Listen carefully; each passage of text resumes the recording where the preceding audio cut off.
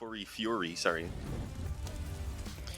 I'm going to refuse to pronounce that, but the B hit's already coming in, so I won't have to. Julie's flashed into the angle. It's a rough old fight for Synopsy, though. An early 1-for-1 as through the smoke goes one Flatro to try and have some impact. The auto director's having an absolute mare here, but we are recovering the situation. As into the 4-on-4 we head. Scenario already dinked down, but it doesn't matter as GXX inside a dig grabs himself a very swift double kill. And with just Groovy and Sydney now stuck on that ramp, headshot angle. Groovy able to grab at least one, but Scenario on low HP immediately there with the response. And, well, Rig on tapping away. It's not clean. It's a little messy around the edges, but B&E will not mind one bit. The B-site retake lands, and the CT start gets off to winning ways. Yeah, fantastic, as you said, from GXX getting that double kill. That's what really swung things back around in their favor. On Flatro is about to go peeking for this, and Groovy is watching the angle down low. Not to be finished off, but there's multiple bodies headed one Flatro's way. Deals with the first, tries to back off, needs the reload. That baits them into the crosshair to GXX, and the combo's good.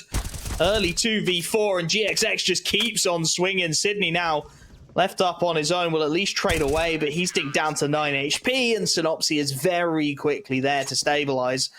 I've done the same pretty much down on towards B. There's very little presence anywhere at the moment for the D side, and well, we're going to find a fight. Bad News Eagle decide they want to push forward. One Flatro somehow gets away with that kill right there. I don't know if he's going to live too much longer, though, trapped in the corner by Groovy, who had also caught that mid aggression, taking out Synopsy, and with Rigon's aggression now following up on mid, he could be in trouble.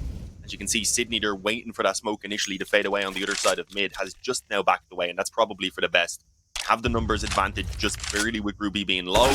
Well, they have the ability maybe to punish this aggression further, but no, Rigon manages to come away with a kill. A second goes his way, and suddenly, with GXX pushing down the ramp, it's all into the hands of Sydney to try and pull off a miracle pretty much to save the day here. Well, the first kill is the start, sure.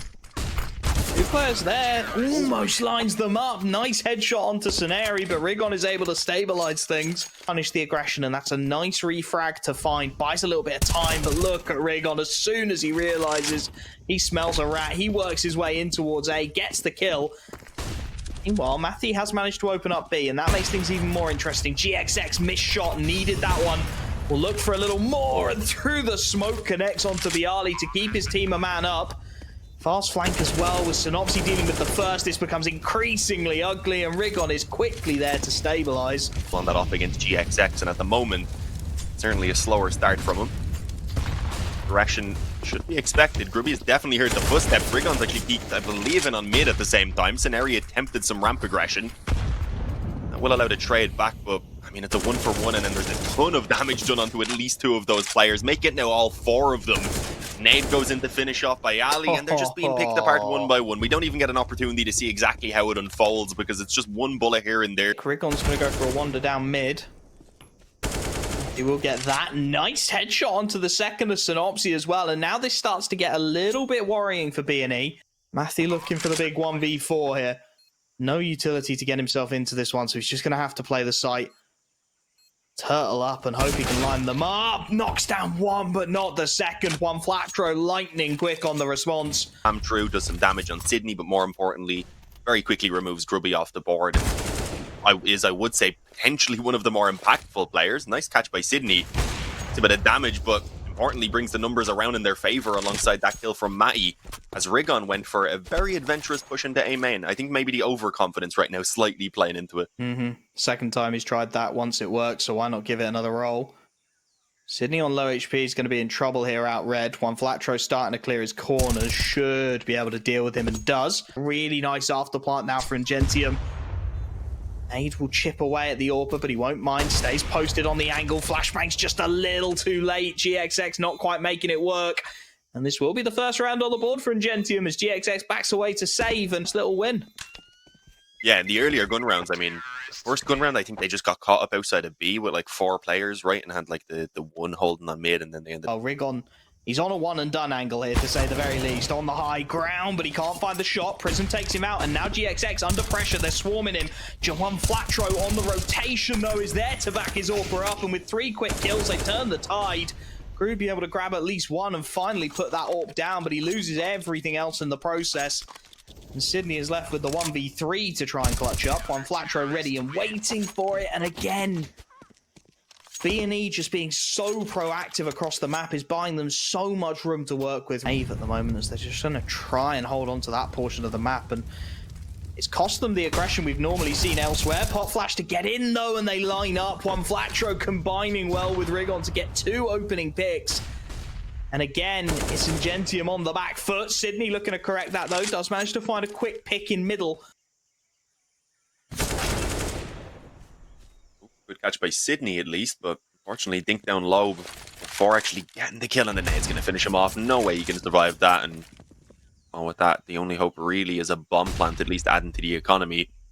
It is, I was gonna say, possible that at least a bomb plant gives them the full buy, but with a kill before getting this bomb down, now suddenly he has a small bit of time to try reposition. Scenari doesn't have his assistance here yet, so I was gonna say the chance to force this 1v1 in towards the caves was there for Bayali. Unfortunately, one flashbang over the top feels like it really could start to unravel this one. Scenari tucked close on the right-hand side of the doors. A lot to do. Blinded up. Can only get the 1-for-1. Teammate able to at least trade, but it's into the even 3-on-3. And with Matthew finding the pick onto Rigon, suddenly it's the man advantage for Ungentium with 35 seconds left. Miss flash. One Flatro goes down.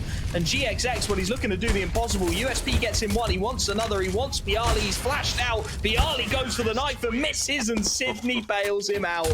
Oh, for a split second there, that looked dangerous, team. There's very quick rotations coming in as well. As we said, though, with it just being pistols in play, a lot that they can do at range. One Flatcher is 5-7, on the other hand, in towards Donut. Will get one quickly on Prism, forcing it through. The bomb yet to be planted, and they're just getting overrun on the bomb site. The flashes are perfect. Scenari manages to trade out Sydney, who had done his best despite being completely blind, and suddenly it's a one-on-one. Bayali with a perfect molly though on the back of the bomb site there. Might just force the angle, and Rigon pops his head up, and Bayali will take it. Out Molotov to try and force GXX into the open, which it does. A tag and nothing more. Prism down low. Sydney finds the kill, however, and now Synopsy with a lot to do, but they line up for him, make it easy. 2-for-1. And Groovy trying to stabilize the situation will be his next victim. Sydney this time thrown into the 1v2 as Synopsy looking to do a bit of gun juggling. Scenario on full HP will get the rifle. Sydney looks to bait just a little bit more info. The pistol baits him in, and Scenari knocks him down. 11-4 as we head into the half. The gamble that they've taken in the early stages here, looking like it might be the wrong one, unfortunately. There is a kit in play, so if they need to play for the retake, there is a small positive. Unfortunately, the hope would have been for Prism to maybe catch 1 or 2 on the fadeaway.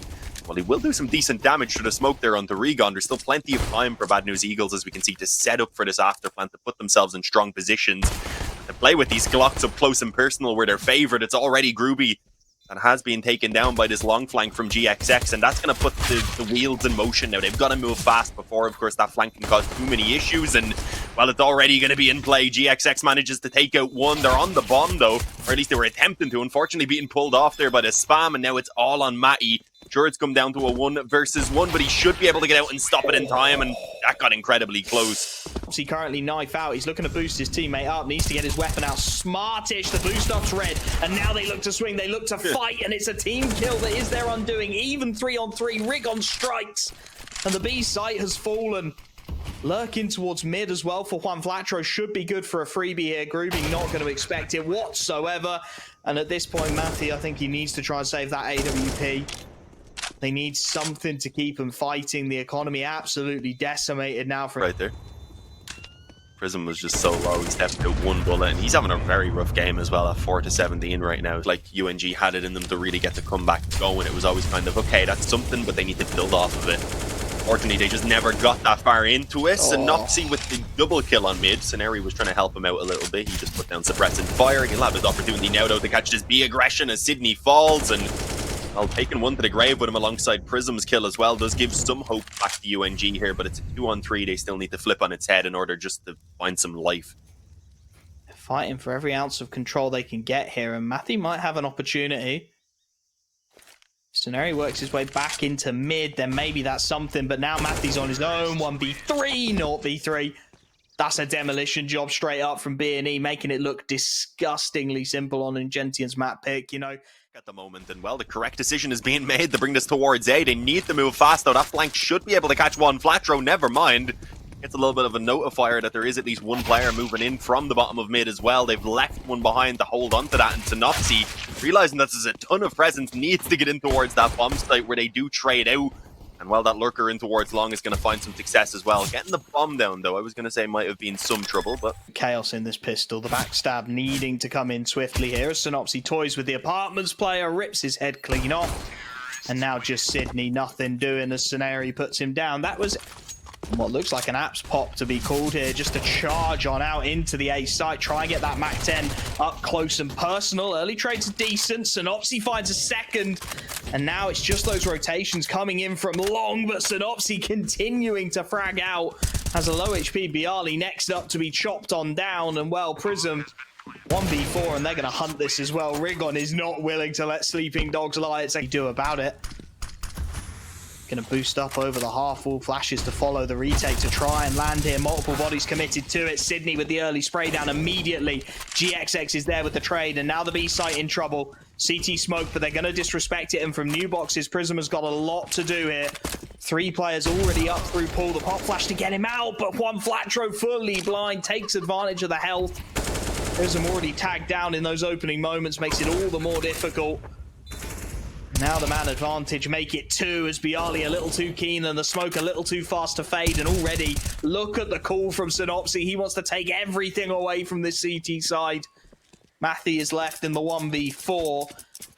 And well, it's a 1v4 for his own survival, quite frankly, because Scenario is not going to let him get away easily. Nice shot for the first.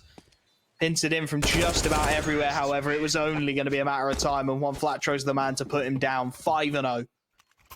On this pause you've been calling for. You should perhaps be the one on the server typing pause for them because they need a bit of time to chat. We'll see whether things turn around in their favor or not now. And while it's a decent start with Matty getting that initial kill, unfortunately it doesn't last very long. GXX is off, is able to very quickly get a return kill. Although with a ton of damage being taken, one Flatro decides to push through that long smoke as well.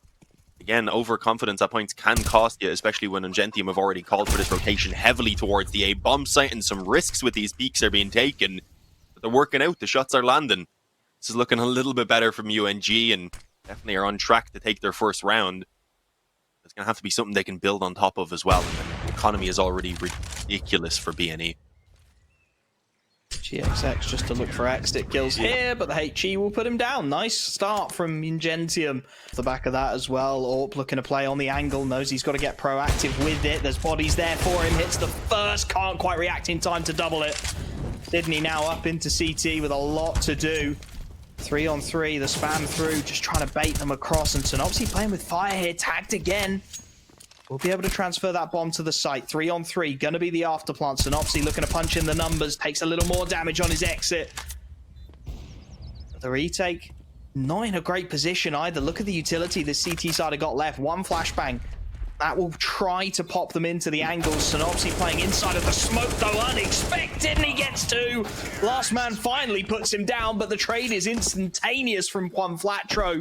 To make things that much harder. A bit more standard on the CT hold this time around as well. They don't have the utility to try and get as aggressive as they did before, at least not around Banana. Instead, a bit of a crazy push there up through apartments, which doesn't work out all that well. Was a bit of success, I believe, back towards the stairs at least. So the trades come in initially, and they're going to continue actually to do so.